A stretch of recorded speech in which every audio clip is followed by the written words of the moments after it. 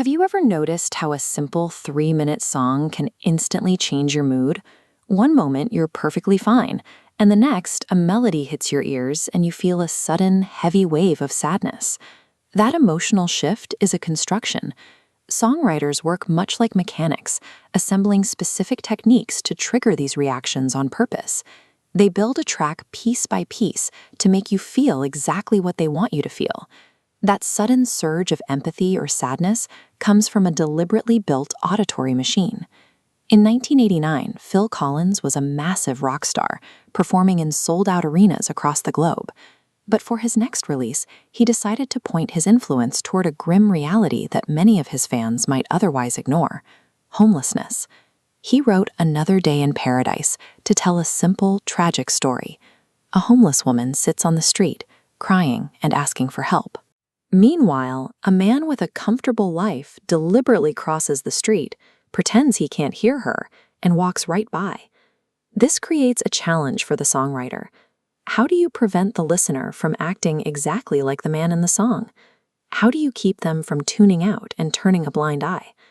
To break through that everyday apathy, Collins had to utilize his full range of songwriting techniques. He needed to find a way to make the audience actually stop and care. Imagery is one of the most effective ways to do this. It acts like a camera, bypassing abstract words to paint a vivid picture into your brain. Collins could have just sung that the woman was homeless, but that's a broad term we are all used to hearing. Instead, he describes the blisters on the soles of her feet. By forcing us to visualize specific physical pain, that camera makes her suffering harder to ignore. It demands our attention. Then there is the metaphor. This functions like a secret code, allowing the writer to compare two completely different things to reveal a deeper truth. Think about the word paradise. Normally, that brings up ideas of a tropical beach or a luxury resort, but Collins flips that code. For the comfortable man in the song, having a warm house and a regular meal is just a normal day. To the woman freezing on the street, those basic survival items are absolute paradise. This comparison exposes the massive, unfair gap between a comfortable listener and a person struggling to survive. He builds urgency through a technique called anaphora. This is the repetition of a specific word or phrase at the beginning of consecutive sentences, creating an emotional echo. In the song, the lyrics repeat, "O Lord," over and over. "O Lord, is there nothing more anybody can do? O Lord, there must be something you can say." That repetition simulates a real, desperate human cry for help. It adds weight to the lyrics as the song progresses. To make the moral of the story stick, Collins relies on the refrain. You can think of a refrain as a heavy rubber stamp that repeatedly hits the listener's ear at regular intervals. Throughout the chorus, the phrase, "Oh, think twice," is stamped over and over. It serves as a direct order to the audience, telling us to reevaluate how we act when we see someone in need. By the end of the track, that refrain ensures the core message becomes a permanent fixture in your mind, long after the music stops.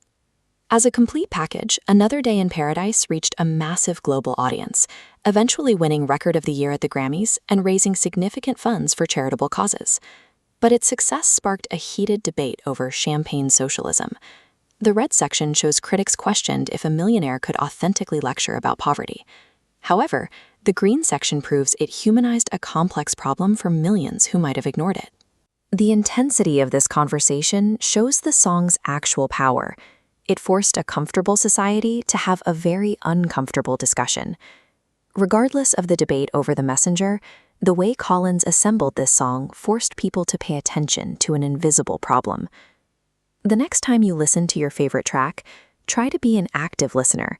See if you can spot the cameras, codes, and echoes the songwriter used to pull you in. You might find that a great song is more than just a melody. It's an invitation to think twice about the world around you.